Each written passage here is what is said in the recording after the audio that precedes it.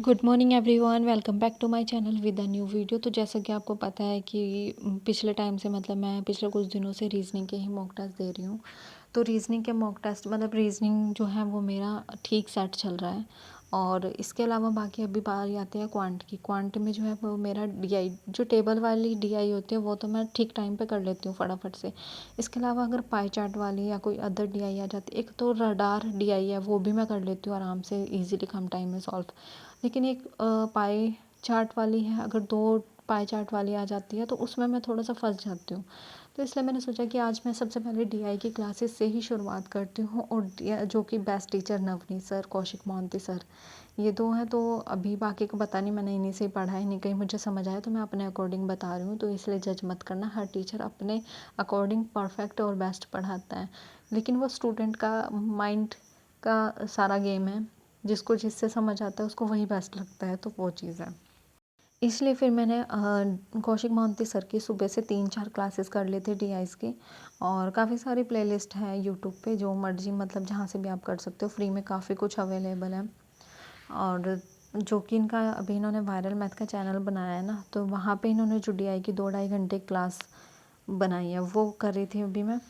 और इसके अलावा फिर मैंने एक मॉक टेस्ट दिया था, रीजनिंग का मॉक टेस्ट देने के लिए मैं बैठ गई थी, क्योंकि मॉक टेस्ट ज़रूरी है। अब डेली एक मॉक टेस्ट तो ज़रूरी देना होता है। फिर मैंने फुल लेंथ मॉक टेस्ट दिया था, उसमें मेरे मार्क्स जो है वो कुछ खास थे नहीं, तो इसलिए मैंने शेयर भी नहीं किया। वैसे तो करना चाहिए था, लेकिन फिर उस टाइम पे मुझे, जब मैं ये व्लॉग रिकॉर्ड कर रही थी उस टाइम पे मुझे इतना खास ध्यान नहीं रहा, मुझे लगा नहीं ज़रूरी। लेकिन आगे से मैं शेयर किया करूँगी, चाहे मेरे 1 नंबर आए चाहे 2 नंबर आए, किसी भी मॉक टेस्ट में सब शेयर करूँगी। और लेकिन अभी यहाँ पर इस टाइम पर मैं खुद ज़्यादा डीमोटिवेट थी, तो इसलिए मेरा मूड ऑफ था, तो दिल नहीं चाह रहा था।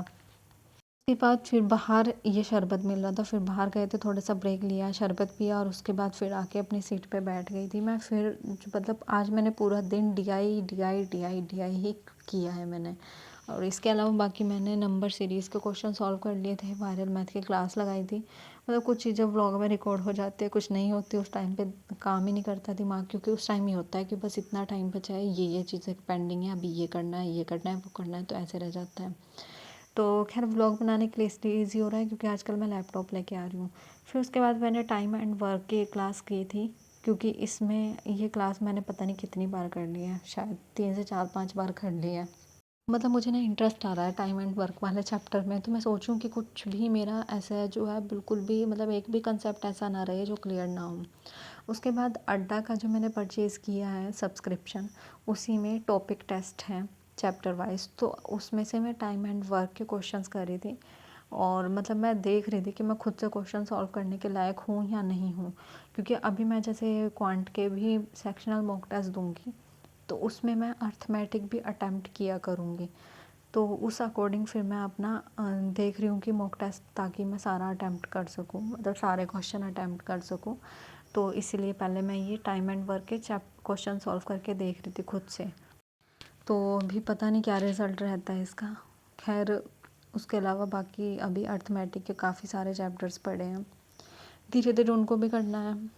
काफ़ी अब आके लग रहा है, एग्ज़ाम के टाइम पे आके लगता है यार कितना कुछ पेंडिंग है, काश पूरे साल ढंग से पढ़ाई कर लेते तो आज ही नौबत ना आती। उसके बाद फिर मैंने एक रीजनिंग का सेक्शनल मॉक टेस्ट दिया था गाइडली से, और ये मॉक टेस्ट मेरा अच्छा गया था, क्योंकि इसमें जो है ना पज़ल बहुत इजी लेवल की थी।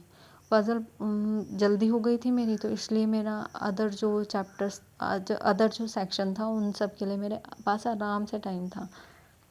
तो ये चीज़ डिपेंड करती है कि मॉक का लेवल क्या है, क्वेश्चंस का लेवल क्या है। तो इसीलिए ये वाला मॉक टेस्ट देख के मेरा मूड एकदम फ्रेश हो गया था। लेकिन रीजनिंग ना बहुत इजी थी, रीजनिंग कह रही हूँ, पजल्स बहुत इजी थी, इसीलिए फटाफट से हो गया था।